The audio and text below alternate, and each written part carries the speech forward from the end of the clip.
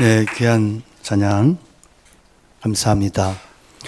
오늘도 하나님 앞에 예배하는 우리 성도님들 심령마다 주님의 은혜와 평강이 넘치시기를 축복합니다. 예수님께서 천국 복음을 전파하기 시작하셨을 당시에 세례 요한의 인기는 대단했습니다. 예루살렘과 유대 온 지역에 있는 사람들이 다 나와서 회개하며 그에게 요단강에서 세례를 받았습니다. 그는 자신을 광야에 외치는 소리에 불과하다고 소개했지만 그가 외치는 메시지는 사람들의 심금을 찔렀고 수많은 대제사장과 바리새인들의 양심을 뒤흔들어 놓았습니다. 회개하라 천국이 가까웠다고 외치는 그의 외침의 설교에 사람들은 양심이 찔려 견딜 수 없었고 회개하며 자복하며 세례를 받았습니다. 모든 사람들이 세례 요한에게 주목했고 세례 요한의 인기는 날로 대단했습니다.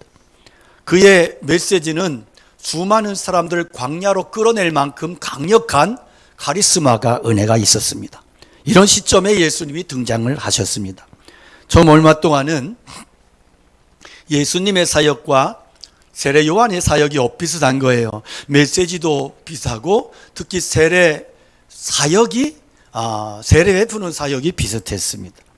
그런데 사람들의 관심이 점차적으로 세례 요한에서 떠나서 예수님께로 옮겨가기 시작하는 거예요. 그러면서 세례 요한의 사역이 심각한 위기 상황을 맞게 됩니다. 이런 분위기에 가장 민감한 반응을 보였던 사람들이 바로 세례 요한의 제자들입니다. 많은 사람들이 이미 예수님께로 따라가 버렸습니다. 아시는 대로 예수님의 제자들 가운데 여러 명은 세례 요한의 제자였던 사람들입니다. 이렇게 되면서 세례 요한의 인기는 죽어버리고 예수님의 인기가 대단해지고 그러면서 세례 요한의 제자들이 자존심이 상하고 흥분하기 시작했어요. 너무 힘든 일이에요. 그러니까 자기들이 볼 때는 세례 사역의 원조는 세례 요한 자기들의 스승이잖아요. 그런데 어떻게 보면 예수님이 이 원조 사역을 뺏어간 것처럼 된 거죠. 그러니까 제자들의 입장에서는 세상에 이런 것이 어디 있느냐. 우리가 특허를 먼저 냈는데 말이지. 예수님이 이거 뺏어갔단 말이에요. 그러면서 사람들이 다 예수님께로 쏠려가고 그러니까 세례 요한의 제자들이 참을 수 없고 견딜 수 없어서 스승을 충동질하는 거예요. 아니 스승님, 세상에 이런 일이 어디 있냐. 어떤 조치라도 취해야 되는 거 아니겠느냐는 거죠. 그런데 사실 누가 제일 속상하겠어요? 세례 요한이 제일 속상하지 않겠어요? 그러니까 사람들의 평판을 보니까 세례 요한도 훌륭했는데 예수님에 비하니까 세례 요한은 세 발의 피야. 이거 포크라인 앞에서 삽질하는 거야. 아무것도 아니야. 이러면서 사람들이 다 예수님께로 막 몰려가기 시작하고 예수님께는 경쟁 상대가 못 된다고 소문이 나는 거예요. 그러니 여러분 이런 상황에서 세례 요한이 얼마나 자존심이 상하겠어요. 사람이요 겸손해지는 거 힘들어요. 그런데 겸손해지는 것보다 더 힘든 게 뭐냐 하면 사람들의 평판을 참아내는 거예요. 사람들이 막 이런저런 이야기를 할 때 그걸 꽉 참아내며 견딘다는 게요 이 쉬운 얘기가 아니에요. 특히나 비교당할 때, 저 사람과 내가 비교당할 때 너무너무 견디기 힘든 거예요. 우리나라 서민 경제가 힘들다고 하는데 사실 다른 실제 여러 나라들과 비교해 보면 우리나라 서민 경제가 힘들지만 그러나 여러분 우리나라 경제 수준이 굉장히 대단한 거 아시죠? 모르세요? 네. 세계 7%, 8% 안에 들어있어요. 그러니까 굉장히 수준 높은 삶을 사실은 우리가 살고 있는 거예요. 정부를 욕하고 막 그러지만 살만하니까 그런 거예요. 북한이 오늘도 쓰레기 막 날리잖아요. 그런 나라도 있는데 그런데 왜 힘들어요? 사실 왜 힘들어? 옆 사람이 나보다 더 잘 산다는 거예요. 이게 자존심이 상하는 거예요. 그래서 좌절하는 거예요. 광고 중에 아주 유치한 광고가 먹혀요. 뭐냐면 우리 집은 얼음 나온다 이 광고예요. 엄마 우리 집은 막 이렇게 아니 정수기에서 얼음 나오고 안 나오고 뭘 상관이야. 정수기 얼음 먹으려고 정수기 있어요? 아니잖아요. 그런데 그 유치한 광고가 먹혀. 왜? 비교에 약한 주부들이 얼음 나오는 또 정수기 사재끼기 시작하는 거야. 우린 이렇게 유치한 것에 울고 웃어요. 죽고 살아요. 여러분, 세례요한을 보면 얼마나 힘들겠어요. 무너질 수 있는 위기 상황이야. 인간적으로 볼 때 자존심이 너무너무 상해. 그런데 이런 상황 속에 세례요한의 한마디가 우리의 신앙을 뒤흔들어 깨우는 거예요. 요한이 대답하여 이르되 만일 하늘에서 주신 바 아니면 사람이 아무것도 받을 수 없느니라. 무슨 말씀이에요?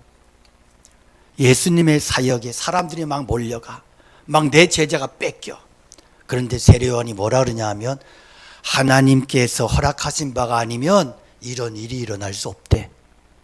하나님이 사람들을 붙여주셔서 하나님의 역사로 이런 일이 일어나는 거래.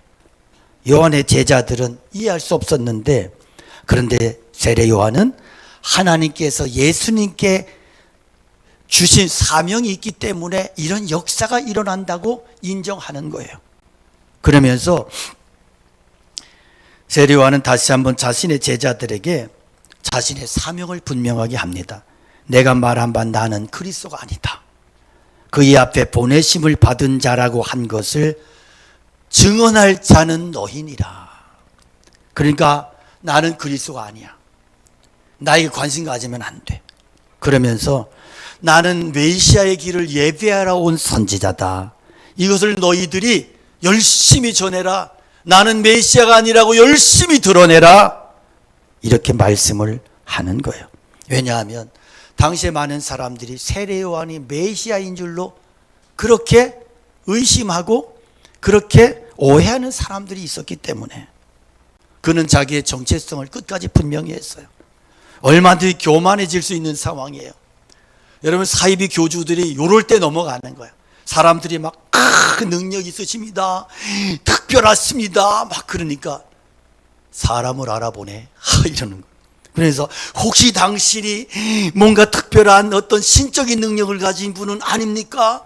막 이러니까 그건 내가 직접 말해야 하나? 그러면서 말이요, 한 자리 해먹고 교주가 돼가지고 등쳐먹고 이런 짓들을 하는 거예요. 세례 요한은 얼마든지 당대에 그렇게 할 수 있었어요. 잘 먹고 잘 살고 엄청난 그러한 부귀 영화를 한 손에 잡을 수 있는 사람이었죠. 그런데 그는 끝까지 자기의 정체성을 분명히 해. 정신 차려, 헛소리하지 마라. 나는 주의 길을 예배하러 온 선지자다. 나를 통해 그리스도가 높임을 받으셔야 된다. 할렐루야. 여러분, 사탄이 교회를 무너뜨리고 성도들의 신앙을 무너뜨리는 방법 중 하나가 교만이에요. 교만이 들어가 버리면 은혜가 되지 않아요. 교만이 들어가 버리면 목사도 우습게 보이는 거예요. 이단들의 주장을 들어보면 자기들의 주장이 자기들만 특별하대.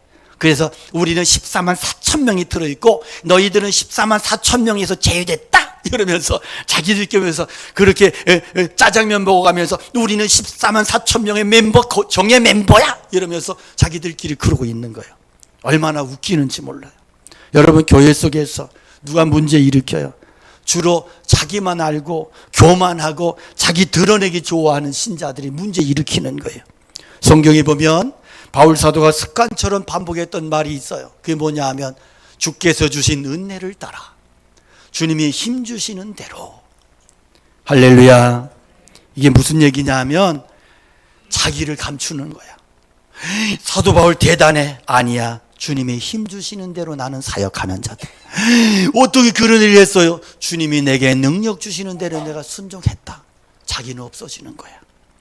이것이요, 교만으로 쓰러지지 않도록 붙들어 매는 강력한 밧줄이었어요. 누가 성도냐? 날마다 이 은혜를 고백하며 사는 사람이에요. 아, 대단하십니다. 무슨 소리야? 주님의 은혜를 주셔서 주님이 힘 주시는 대로 내가 순종하고 있다. 주님이 위대하시지. 주님이 영광을 받으셔야지. 모든 것이 주님의 은혜라고. 할렐루야. 그렇게 고백하며 믿음 고백하며 믿음의 승리를 살아갈 수 있기를 축복합니다. 요한이 무서운 시험을 잘 이겨낼 수 있었던 것은 사람들이 비교하는 평판에 끝까지 무너지지 않는 겸손함 때문이었어요. 요한은 주님 앞에서 끝까지 자기는 아무것도 아니래.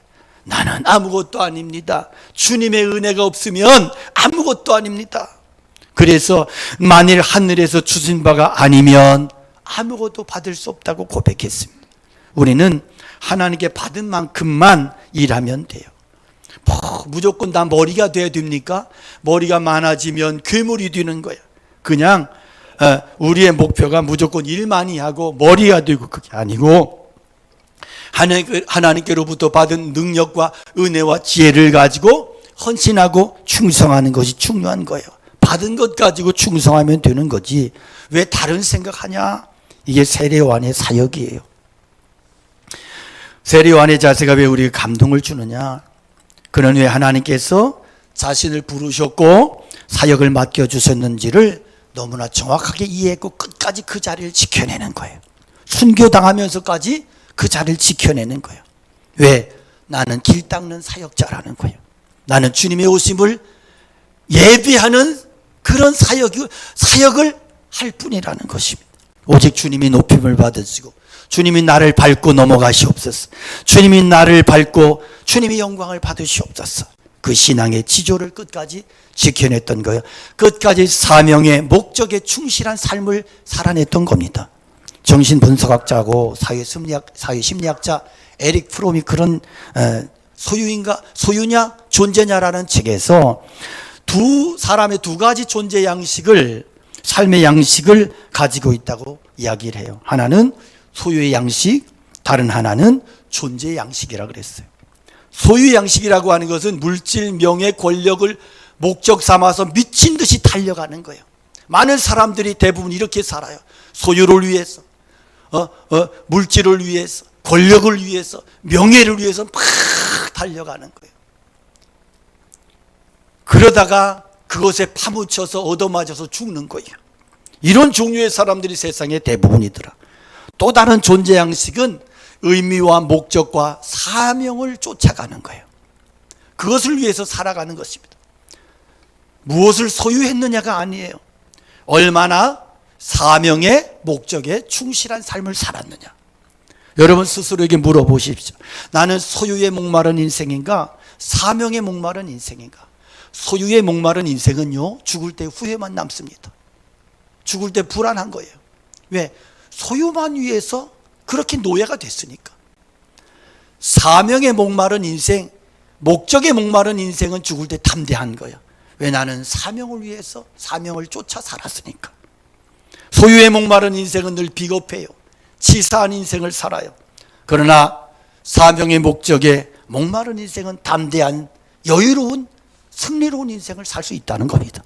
바울 사도는 사도행전 20장 24절에 나의 달려갈 길과 주 예수께 받은 사명 곧 하나님의 은혜의 복음을 증언하는 일을 마치려면은 나의 생명을 조금도 귀한 것으로 여기지 않는다 선언했어요. 그는 예루살렘에 올라가면 죽음이 기다리고 있는 걸 알아요. 그렇지만 사명이 죽음보다 귀함을 안다. 그래서 나는 사명을 위해서 내 목숨을 바치겠다. 그러고 올라가요. 그 믿음을, 그 인생을 하나님이 가장 귀하게 쓰셨단 말입니다. 여러분, 우리 인생은요, 하나님께서 우리를 부르실 때 상품으로 부르신 게 아니고 작품으로 부르셨다고, 작품으로 창조해 주셨다고요. 상품과 작품의 차이 아시죠? 상품은 비교의 가치예요. 그래서 똑같은 물건인데 싸면 좋은 거예요. 비교의 가치예요. 비슷하고 동일한 물건인데 하나는 500원이고 하나는 700원이야. 500원짜리가 좋은 거야. 이게 상품이야. 작품은 비교의 가치가 아니에요. 절대 가치예요. 그 자체가 귀하고 그 자체가 소중한 거예요. 그래서 하나님이 우리에게 에베소 2장 14절에 보면 우리는 그의 만드신 바라 그랬어요. 그의 만드신 바라, 만들었다. 이게 원어적으로 보면 작품이라는 뜻이 있어요. 걸작품이라는 거예요. 그래서 우리는 하나님 앞에서 비교의 가치로 존재하는 게 아니야. 한 사람 한 사람이 존귀한 거예요. 내가 너를 지명하여 불렀나니 너는 내 것이라. 우리는 한 사람 한 사람이 하나님 앞에 존귀한 자인 거예요. 그래서 각자에게 은사가 다르고 재능이 달라. 다 다른 것을 주셨어.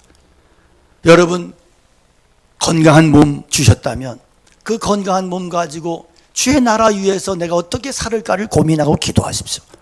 재물을 좀 더 받았다면 어떻게 하면 주님의 나라를 위해서 쓰고 이것을 드릴 수 있을까를 고민하고 기도하십시오. 좋은 성격과 인품을 받으셨다면 그것을 가지고 많은 사람들에게 회복시키고 유익을 주는 인생을 살기를 기도하십시오. 그리고 내가 다른 사람보다 유머 감각을 더 주셨다. 많은 사람들의 기쁨을, 활력을 주는 일을 위해서 기도하십시오. 음식을 잘한다. 잘 섬기면 되고요. 얼마든지 내게 가진 것 가지고 귀하게 쓸 수 있어요. 남는 게 힘밖에 없다면 그 힘 가지고 교회 짓는 데 가서 노가다 뛰십시오. 여러분, 무엇을 위해서로 유익하게 쓸 수 있는 거예요. 받은 은사 가지고 감사하며 충성할 때 하나님이 내게 더 큰 것, 더 좋은 것을 주신다는 말입니다. 그러니까 자식을 키울 때에도 그런 거예요. 자식을 키울 때에도 부모가 다 견적을 내놓고 너는 이거 해, 너는 의사해, 너는 변호사해라, 너는 교사를 해야 된다. 그래가지고 막 학원 보내고 막 그러고 막 몰아붙여. 그러면요, 그 아이가 인생이 불행해져. 부모는 그렇게 하면 안 돼요. 부모는 그 아이에게 주신 하나님의 은사를 발견해야 돼요. 그 아이에게 계속 물어야 돼요. 너는 뭐가 재미있니? 너는 뭐가 좋니? 너는 뭐를 할 때 인생의 너의 삶의 기쁨을, 희열을 느끼니? 이런 걸 자꾸 물어봐야 돼요. 그래서 그것을 위해서 부모가 도움을 주는 거예요. 그래서 가장 좋은 것은 내가 좋아하는 것을 잘하면 금상첨화야. 그래서 그것을 위해서 내가 도와주는 게 부모야. 그런데 애가 그 체질에도 안 맞아. 그래, 너는 이거 해야 돼. 너는 이거 직업을 이거 가져야 돼. 안 그러면 나가 죽어. 그러니까 나가 죽는 거예요. 여러분, 자식을 키우면서 부모가 하는 일이 아이를 억압하고 막 강요하고 몰아붙이는 게 아니에요. 제 친구 중에 저를 정말 부러워하는 친구가 있어요. 그 친구는 심성이 착해요. 제 바로 이웃집 친구였어요. 그런데 부모가 돈이 없다고 공고를 가라고. 걔는 되게 착한 애인데. 그래서 당시에 춘천 공고를 갔고, 저는 목사가 되기 위해서 인문계 고등학교를 갔어요. 그런데 30이 넘어가지고 30대 중반에 만났는데, 저는 열심히 사역을 열심히 하고 있고, 저는 목사가 돼 있고, 그 친구는 뭐 이래 좌회전 우회전하고 그 학교 나와서 다시 대학을 다니다가 중퇴하고 포기하고 그러고 헤매다가 지금 강원도 그 강원도 홍천군 내면 골짜기에서 지금 농사를 짓고 있는 거예요. 대학 나와가지고. 몇 년 전에 만났더니 그러는 거예요. 나는 네가 제일 부럽대. 너는 하고 싶은 일을 하고 있지 않니? 나는 내가 하고 싶은 일을 못하고 여기까지 왔다고. 여러분, 그런 자식 안 만들려면 정신 차리십시오. 내가 꿈 정하는 게 아니야. 각자에게 하나님 주신 은사가 있어, 재능이 있어. 그것을 부모는 발견해주고 도와주고 격려해주고 하는 거예요. 그래서 그렇게 할 때 하나님이 풍성케 하시고, 교회도 그렇습니다. 교회 원리도 하나님 기뻐하는 것을 위해서 열심히 기도하며 그렇게 가는 거예요. 어떤 분들 그래, 우리 교회를 짓는데 선교 헌금을 왜 이렇게 뭘 그렇게 많이 해요? 최소한 하는 거예요. 그걸 하나님이 기뻐하시는 일을 아무것도 안 하고 교회만 지어요? 부동산 업자입니까, 교회가? 하나님의 일에 사명에 집중해야 되는 거예요. 저는 교회 지면서 선교 헌금 줄인 게 제가 너무 속상해요. 죄송해요, 하나님 앞에. 그러면 여러분들이 헌금 좀 더 하면 되는 거예요. 그렇잖아요. 할렐루야. 네. 헌금하려니까 또 인상 바뀌고 막 그래. 헌금요, 겁내면 아무도 못해요. 저는 지금까지 헌금 하나님 앞에서 좀 죄송하지만 많이 하자. 그래서 이전 교회에서 헌금할 때 저희 아내하고 그런 얘기해요. 항상 빚을 내서 하기도 하고 사례비를 안 받아보기도 하고 하면서 저희 아내하고 그런 얘기. 그까지 1,000만 원 있어도 살고 없어도 산다. 좀 더 고생하면 된다. 그러면 1,000만 원 헌금하겠더라고. 정 없으면 사례비 받지 말자. 그러니까 또 사라지더라고. 그러니까 헌금하는 별로 이렇게 겁이 안 나. 사람 맘먹기 따른 거예요. 믿음에 달린 거예요. 그런데 아이고, 내가 이거 어떻게 모은 것인데 평생 못해, 그 사람은. 그러니까 하나님 앞에 하나님 그릇대로 쓰시는 거예요. 우리가 사명에 집중하고 그리고 정말로 하나님 앞에 소유냐 존재냐, 내가 목적을 위해 사명을 위해 달려갈 때 하나님은 우리에게 더 크게 하시고 더 영광스럽게 하시고 우리의 삶을 더욱더 영화롭게 하시고 능력이 사용하여 쓰시는 줄로 믿습니다. 할렐루야. 세례요한은요, 또 벌써 아멘 소리가 작아지는 것 같아. 할렐루야. 네. 할렐루야. 감사합니다. 자, 세례요한은요, 예수님만 증거하고 높이겠다는 자세가 있어. 그래서 내가 말한 바 나는 그리스도가 아니요 그의 앞에 보내심을 받은 자라고 한 것을 증언할 자는 너희니라. 이 말 요약하면 나는 그리스도가 아니라 다만 그리스도를 증거하는 증거자일 뿐이다. 네? 그러면서 그는 자기의 사명에서 흔들리질 않아. 끝까지 그리스도를 외치고 천국 복음을 외치고 예수님을 증거하는 참 선지자의 삶을 살아내는 거예요. 나는 아무것도 아니야. 나를 통해 주님이 높임을 받으시면 나는 만족이고 감사라고. 어떤 선교기관에서 한국교회 성도들 대상으로 설문조사했는데요, 당신의 교회에서 담임 목사가 가장 짜증날 때가 언제냐? 그 질문에 신자들이 내놓은 가장 많은 대답이 뭐냐 하면, 우리 목사님 설교할 때 예수님 증거하지 않고 복음 말하지 않고 자신의 신변 잡기 늘어놓을 때 가장 짜증난다 그랬어. 그리고 강단에서 복음 증거하지 않고 시시한 얘기 들어놓고 TV 드라마 본 얘기하고 그러고 그냥 이렇게 그 라떼는 말이야 이러면서 막 이상한 웃기지도 않은 얘기를 해놓고 혼자 깔깔깔깔하고 이럴 때 제일 짜증난대. 여러분, 우리의 인생이 우리의 말과 삶과 행실을 통해서 오직 주님이 높임을 받으시는 세례 요한의 영성이 우리 가운데 흘러넘칠 수 있기를 축복합니다. 그래서 어떤 성도는 늘 예수님을 이야기해. 늘 은혜가 있어. 늘 말만 하면 예수님 이야기를 해. 그런데 어떤 사람 늘 자기 자랑만 해. 여러분, 자식 자랑 그만하세요. 그거요, 사람들 듣기 역겹습니다. 저도 자식 자랑하려면 꽤 할 수 있어요. 그렇지만 안 해요. 왜냐하면 신자들이 좋아하는 사람도 있지만 안 좋아하는 사람도 있어. 예수님 자랑하시기 바랍니다. 할렐루야. 예수님 자랑해야지. 뭘 자식 자랑, 그놈의 자식 자랑, 그게 뭘 그렇게 대수야. 우리 인생의 자랑거리가 뭐냐? 내 인생에 예수님이 자랑거리가 돼야지.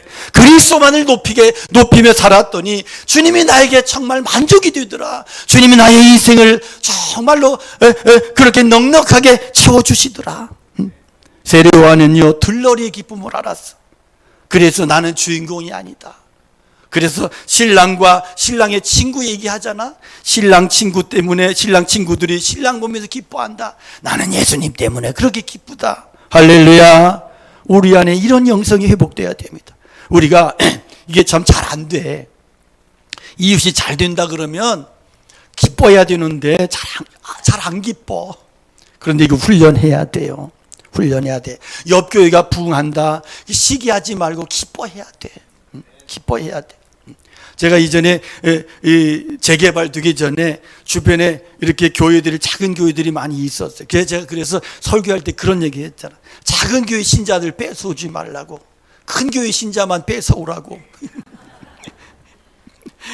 작은 교회 얼마나 어려워. 그런데 거기에서 이렇게 막 꼬드겨 가지고 내가 전도했다고 그러면 여러분 얼마나 이게 하나님 보실 때 가슴 아파.